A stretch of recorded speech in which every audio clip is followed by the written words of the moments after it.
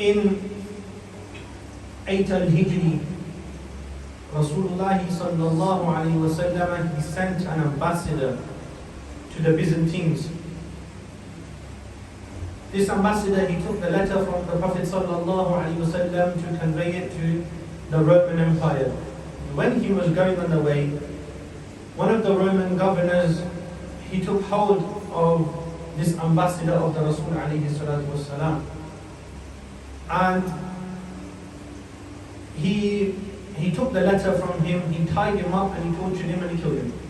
He assassinated the Sahabi of the Prophet sallallahu alaihi wasallam, who was sent as an ambassador from the Rasul alayhi salatu wasalam.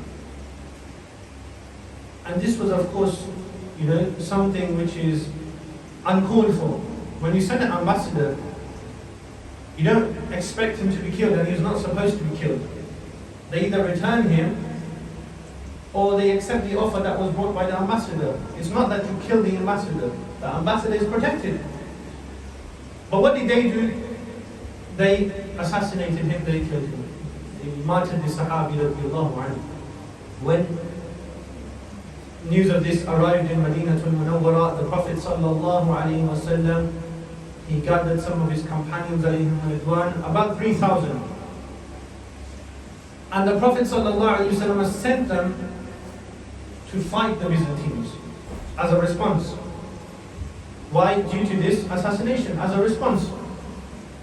The Prophet ﷺ was expecting, or the Prophet ﷺ knew, of course, how many would eventually come, but they were expecting 100,000 of the other army. 100,000. And how many did the Prophet ﷺ send? 3,000. SubhanAllah. These Sahaba, 3,000 Sahaba, 1 lakh ke samne chale gaye. They went in front of 100,000. When they got there, it was more than 100,000. It was double. It was 200,000. And they decided that, well, some of them said that, we were expecting 100,000. Let's go back. But one of the companions, Sayyidina Abdullah ibn Rawaha radiyallahu ta'ala anhu, he says, no, we do not fight with our numbers. We do not fight with our power. We have power due to the deen of al-Islam. We have power because of Islam.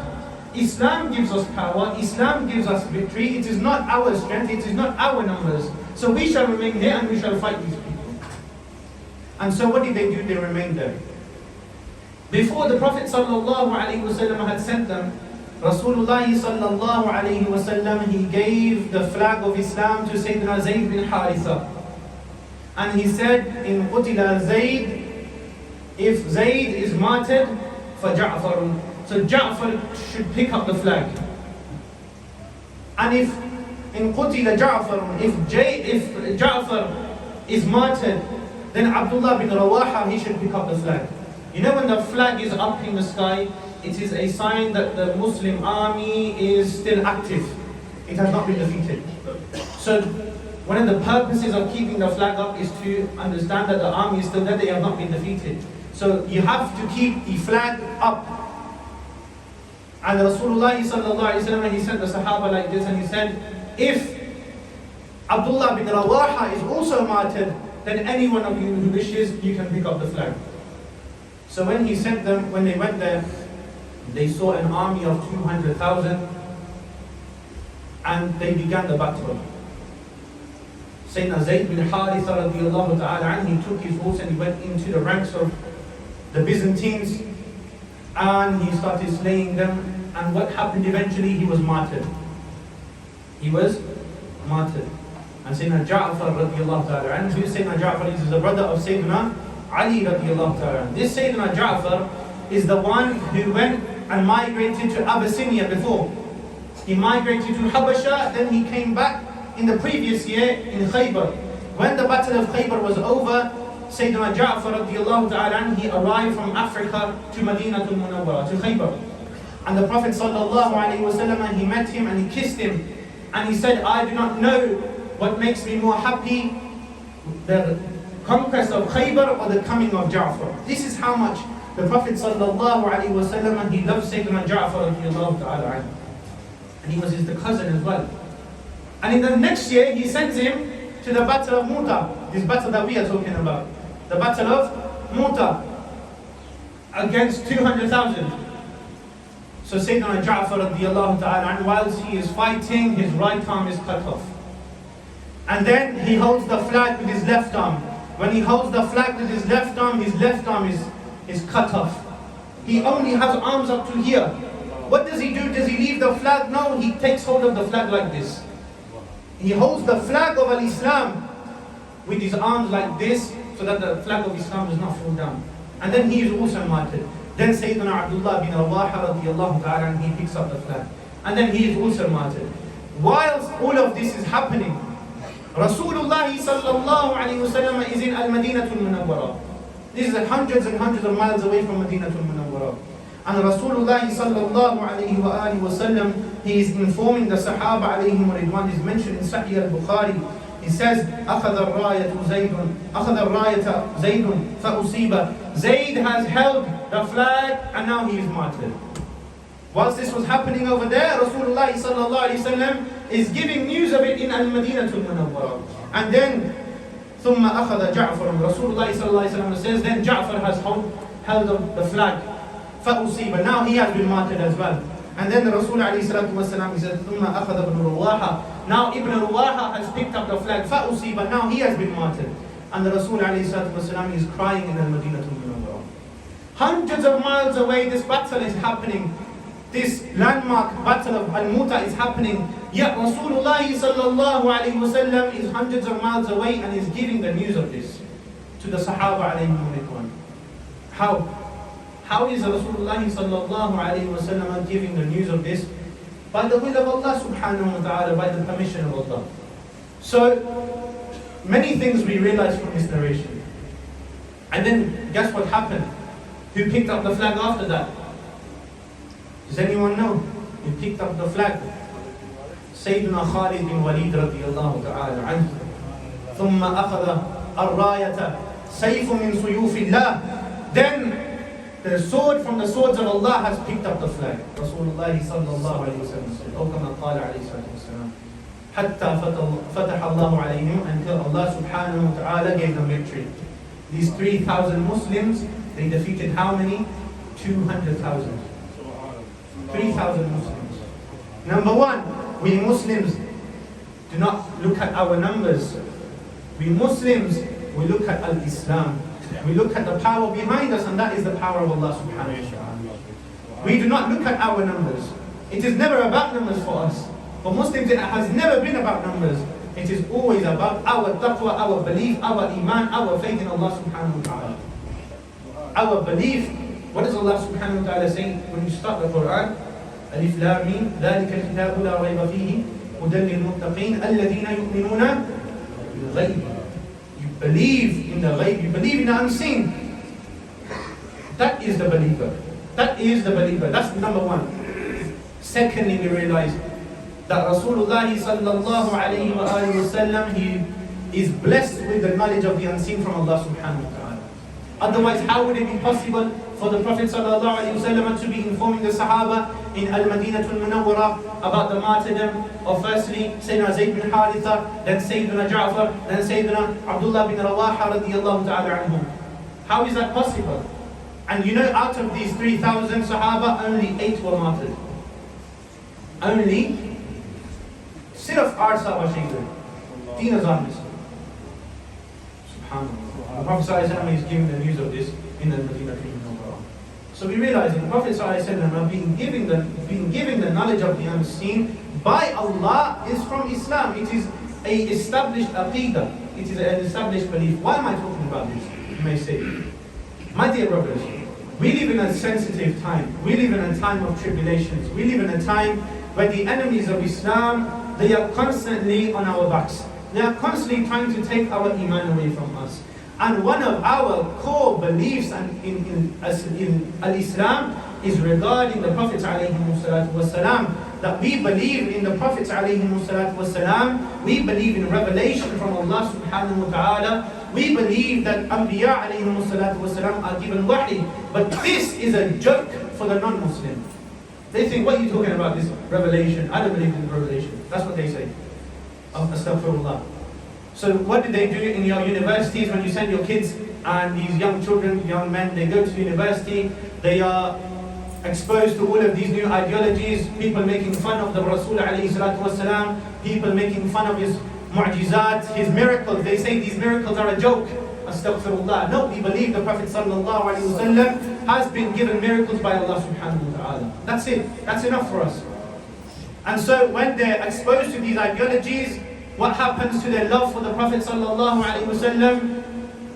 It begins to fade. And the Rasul alayhi salatu wasalam, he said, لا يؤمن أحدكم حتى أكون أحب إليه من والده وولده والناس أجمعين. That none of you shall have complete faith until I am more beloved to him than his father, his children, and all of mankind. तुम में से कोई कामिल मोमिन नहीं हो सकता जब तक मैं उसको अपने माँ बाप से, अपने बच्चों से और तमाम इंसानों से ज़्यादा महबूब ना हो जाऊं. The Rasul alayhi salatu wasalam, he has to be more beloved to us. But what happens when people tell you, oh, the Prophet sallallahu alaihi wasallam, he doesn't know this. The Prophet sallallahu alaihi wasallam, he doesn't know you. You know, if I told you, I'll give you an example of this. You know, when you were young, you used to watch football, and you loved this football player so much. You copied his hairstyle, you copied his style of penalty taking and free kicks and all of this. You loved everything about him. When you were a kid, जब आप बच्चे थे आप देखते थे cricket बड़ा कमाल का खेलता है मुझे इससे बड़ी मोहब्बत है. As you grew up, what happened to your love for that footballer? It begins to diminish. Why? You realize this guy doesn't even know me. This guy, he doesn't even know. He doesn't even know me. Why am I loving him? When someone says to you that your beloved doesn't know you, what happens to your love? It begins to fade. And this is one of the tactics of shaitan and the enemies of Islam. They tell you the Prophet ﷺ, he doesn't know you at all. They tell you the Prophet ﷺ, he doesn't know the unseen. Well, of course we say by the permission of Allah, but they make it seem like the Prophet ﷺ, he doesn't know it at all, which is not the case. It's clearly established in the Quran and the Sunnah of the Rasul ﷺ. This is just one narration I mentioned. There are many others. Once the Prophet ﷺ, the Sahaba alayhim ridwan, they mention this in Sunan al-Tirmidhi from Sayyidina Amr bin As radiyallahu ta'ala anhu, خرج علينا رسول الله صلى الله عليه وسلم وفي يده كتابان. Once the Prophet sallallahu alayhi wasallam, he came out to us and he had two books in his hands. What did he have? Two books, كتابان. فقال أتدرون ما هذا من الكتابان? Do you know what these two books are? He says to the Sahaba alayhim ridwan. فقلنا لا يا رسول الله إلا أن تخبرنا. Oh Rasulullah, oh Messenger of Allah sallallahu alayhi wasallam, we do not know except if you tell us. Except if until you tell us, how do we know? فقال رسول الله صلى الله عليه وسلم said للذي في يده اليمنى. He said about the book which is in his right hand. هذا كتاب من رب العالمين. This is a book from the Lord of all creations, all the worlds. فيه أسماء أهل الجنة. In it are the names of the people of paradise. रसूलुल्लाह सल्लल्लाहु अलैहि वसल्लम को किताब मिली, दो किताबें, एक दाएं हाथ में एक बाएं हाथ में. फरमाते हैं कि ये जो दाएं वाली हाथ में है, इसमें तमाम जो लोग हैं जो जन्नत में जाएंगे उनके नाम लिखे हैं. अल्लाह, this सुनन at-Tirmidhi. وَأَسْمَاءُ آبَائِهِمْ, and not just their names but the names of their fathers. Allah. And not just the names of their fathers, وَقَبَائِلِهِمْ, and the names of their tribes. You know, if we are destined for Jannah, our name was written in that book. And the name of our father was written in that book. And the name of our tribe and our family was written in that book. This is from Jami' al-Tirmidhi. SubhanAllah. And then the Prophet sallallahu alayhi wa sallam, he points to the other one. ثم قال للذي في شماله هذا كتاب من رب العالمين فيه أسماء أهل النار. He points to the book in his left hand and he says that this is a book from the Lord of all the worlds, and in it are the names of every person of the hellfire. Allahu Akbar. وَأَسْمَاءُ آبَائِهِمْ, and the names of their fathers, وَقَبَائِلِهِمْ, and the names of their tribes. Subhanallah. Rasulullah sallallahu alayhi wasallam, he knows us, he knows the names of our fathers, he knows our families. But does he know this in and of himself? No, it is given to him by Allah subhanahu wa ta'ala. He knows each and one of us. Never think your connection with the Prophet sallallahu alayhi wasallam is broken. Never let anyone tell you that. I've just given 2 narrations, there are so many more. Never think that the Prophet sallallahu alayhi wasallam doesn't know you, he doesn't know your name, he doesn't know how you are. No, the Rasul alayhi wasallam, he knows by the permission of Allah subhanahu wa ta'ala. And it is not shirk to think that. It is not shirk to believe that. Why is it not shirk? Number 1, the ilm al-ghayb of Allah subhanahu wa ta'ala. The knowledge of the unseen of Allah subhanahu wa ta'ala is His personal knowledge. No one gives it to Him. No one gives knowledge to Allah. Who can give knowledge to Allah subhanahu wa ta'ala? But Rasulullah sallallahu alayhi wa sallam, his knowledge has been given to him by Allah subhanahu wa ta'ala. That is one difference. Secondly, Allah is not created, neither are His sifat created. Allah is qadeem and His sifat are qadeem. They are pre-eternal. So it doesn't mean Allah's knowledge had a beginning point.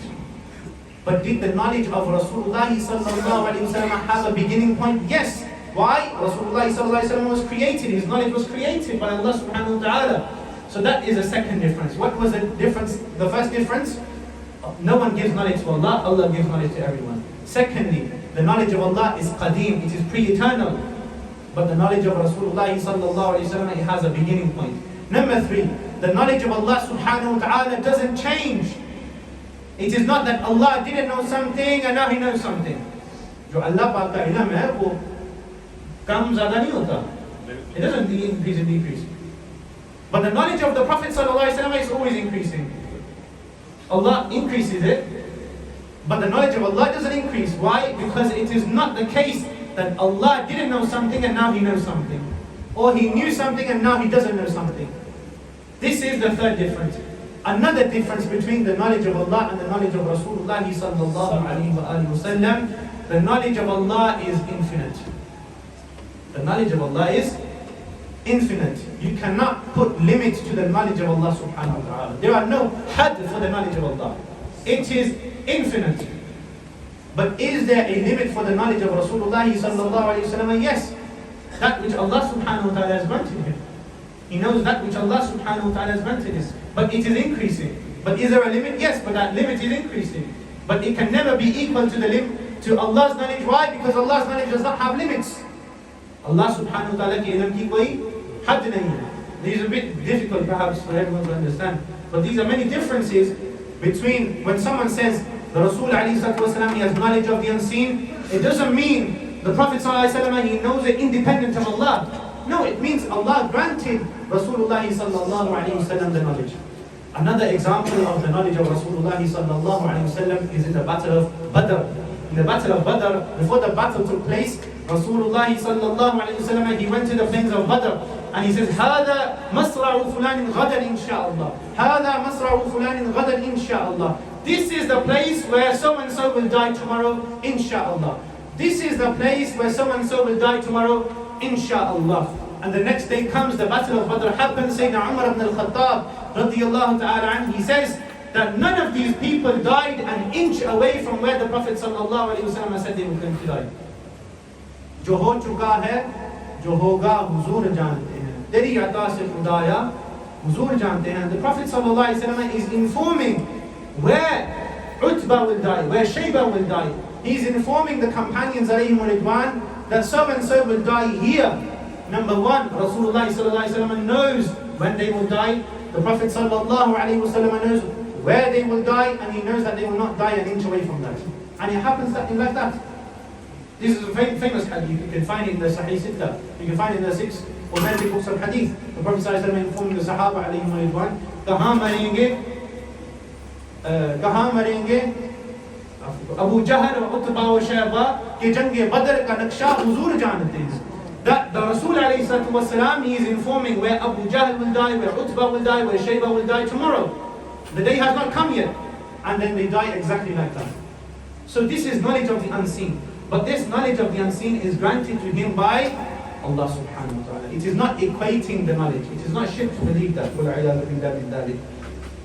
Once the Rasul alayhi salatu wasalam, when he conquered Al-Makkah al-Mukarramah, and he was doing tawaf around the Ka'bah al-Musharrafah, there was a person who outwardly had accepted Islam. There was a person who had outwardly accepted Islam, and he was also doing tawaf.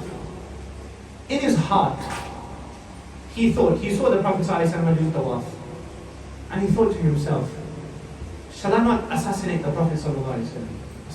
This is what he was thinking in his heart. In his heart, he was talking to himself about it.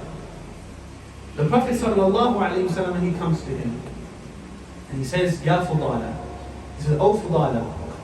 He says, Na'am Ya Rasulullah. He says, Yes, O Messenger of Allah sallallahu alayhi wa sallam. The Prophet of Allah sallallahu alayhi wa sallam, he says, what are you talking to yourself about in your heart? What are you talking to yourself about?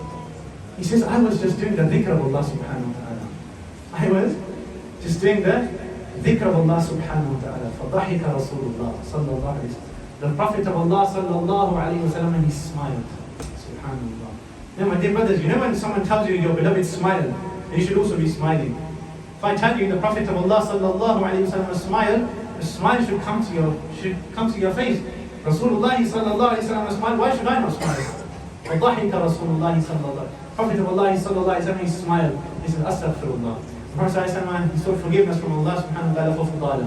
For Fudala, he's walking, and the Prophet sallallahu alayhi wa sallam, he puts his hand on the chest of Fudala. Allahu Akbar. He puts his hand on the chest of Fudala radiallahu ta'ala. After this, let's see what happens to him.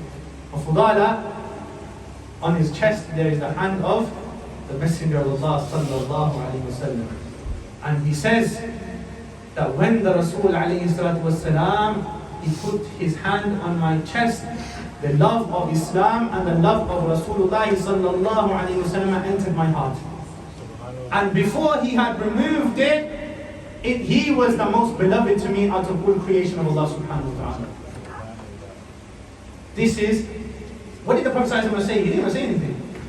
He just put his hand on the chest of Fudala, and he removed the hate of Islam and converted it into the love of Islam. This is the hand of Rasulullah sallallahu alayhi wa sallam. जिनको सुए आसमां फैला के जल थल भर दिए सदका उन हाथों का प्यारे हमको भी दरकार है. Rasulullah sallallahu alayhi wa sallam's hands, we need his hands, and he does dua for us and he prays to Allah subhanahu wa ta'ala for our forgiveness. Firstly, the Prophet sallallahu alayhi wa sallam, he knows what is happening in the heart of this person. He knows what this person is thinking. He knows what he is conversing about into himself. And then the Prophet sallallahu alayhi wa sallam, he places his hand and he removes all hatred for Islam and replaces it with the love of Allah and His Messenger sallallahu alayhi wa sallam. This is the power of quwwah of Rasulullah sallallahu alayhi wa sallam, granted to him by Allah subhanahu wa ta'ala. Once, two people in Mecca, Umayr and Safwan bin Umayyah, they decided that they were going to assassinate the Prophet sallallahu alayhi wa sallam. Umayr, he said, I would go and kill Muhammad, astaghfirullah, if I did not have my debt to clear and my family to take care of. I would certainly go to the Prophet ﷺ and assassinate him today. Safwan said to him, don't worry, I'll take care of your debt, I'll take care of your family. You go and you assassinate the messenger of Islam. Umayr, he says, fine. He takes his horse, he rides to Al-Madinatul Munawwara with his sword in his hand, and he comes to the Prophet ﷺ. The Prophet ﷺ, he says to him, what have you come for? He says, what have you come for? He says, I have come to meet you. I have. He says, he gives an excuse, but he doesn't mention, I am here to assassinate you. The Prophet ﷺ, because he is given the knowledge of the unseen by Allah subhanahu wa ta'ala, he says, no, this is not the case. And the mafhum is, the essence of the narration is, the Prophet ﷺ tells him that he was sitting with Safwan around the Kaaba, and he had discussed about his family, and that he would certainly go and kill Muhammad sallallahu alayhi wa sallam were it not for his family. The Prophet sallallahu alayhi wa sallam, he tells him this, and he says, Ashhadu an la ilaha illallah wa annaka Rasulullah. He says, I bear witness that Allah, there is none worthy of worship except Allah, and you are the messenger of Allah. So who is giving this knowledge to Rasulullah sallallahu alayhi wa sallam, that he is sitting, who's been to Madinatul Munawwara? Raise your hand. You've been to Medina to Munawwara, you traveled from Mecca to Medina, how far is the distance? 5 hours on car. On car. 5 hours on car, minimum. Or 4 hours, let's say. Huge distance. Miles and miles. How does the Prophet ﷺ know from Medina to Munawwara what is happening in Al-Ka'bah al-Musharrafah? You tell me. This is by Allah subhanahu wa ta'ala. This is knowledge granted to him by Allah subhanahu wa ta'ala. And Rasulullah sallallahu alayhi wa sallam, he knows, and he gave us the knowledge of the alamat of the sa'a, the signs of the day of judgment. Is that not the case? Did he not tell us Imam al-Mahdi will come, Isa alayhi salatu wasalam will come, Dajjal will come, Ya'juj and Ma'juj will come, and all of these news? How does he know this? Allah subhanahu wa ta'ala granted him the knowledge of the unseen. That's how he knows it. Simple.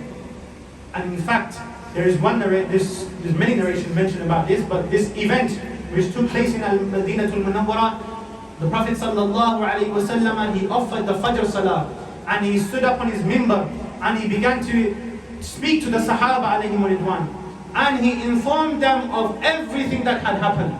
This is mentioned in Sihah al-Sittah. This is mentioned in the 6 authentic books of Hadith. This narration, it is so heavily transmitted.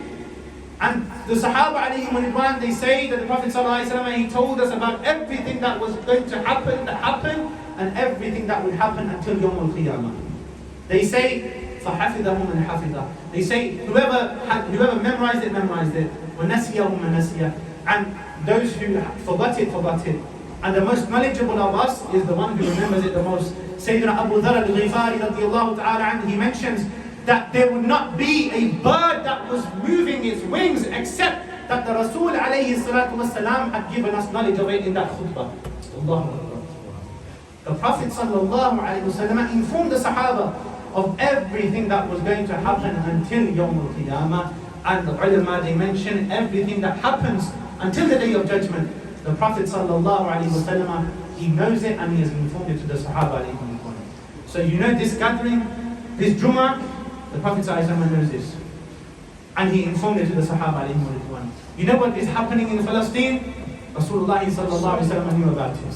You know what is happening in Sham? The Prophet ﷺ knew about it. What is happening around the world? The Prophet sallallahu alayhi wa sallam knew about it and knows about it by the will of Allah subhanahu wa ta'ala. So never think it is shirk to believe this. Never think this Aqidah is out of Ahlul Sunnah. No, this is an Aqidah of Ahlul Sunnah. And Allah subhanahu wa ta'ala mentions it in Al-Quran, in Surah Al-Jinn.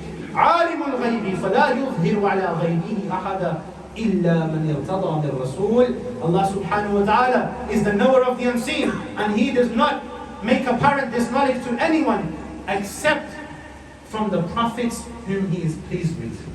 It's mentioned in the Quran. قَطْعِ الدَّلِيلِ قَطْعِ الثُّبُوتِ قَطْعِ الدُّلَالِ. It is a clear, definitive proof from Al-Quran Al-Kareem. There is no doubt about this. So my dear brothers, have love for the Messenger of Allah sallallahu alayhi wa sallam. Maintain your connection with the Prophet of Allah sallallahu alayhi wa sallam. Send salam upon Rasulullah sallallahu alayhi wa sallam. Even if you send salam from here, he hears your salam and he responds to your salam. He responds to your salam. He knows the state of your heart, as I mentioned. And the Prophet, and make sure you do dua to Allah subhanahu wa ta'ala. Oh Allah, keep us with the beloved Messenger sallallahu alayhi wa sallam on the day of judgment, at the Hawd, on the Sirat, and in Jannah as well. Ameen. Ameen. Wa akhru da'wana alhamdulillah.